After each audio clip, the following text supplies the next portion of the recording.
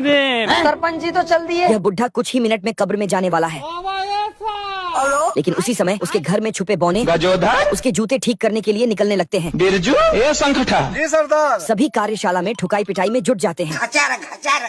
यह बौना तलवे को सीधा करके कील ठोकता है, लेकिन अगले ही पल तलवा उखड़कर झापड़ की तरह लगता है और कीलों से दूसरा विकलांग होते होते बचता है। सुन मेरी बात। ठीक है समझ गया। और यह बौना मेरी गर्लफ्रेंड की तरह तिरछा देखता है, अब देख तू। इसीलिए वह अपने दोस्त को ही ठोक देता है।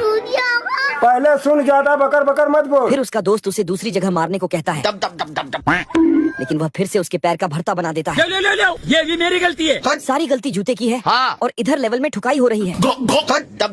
थोड़ा छोटा बौना ठोकता है और बाकी सब बड़े बड़े।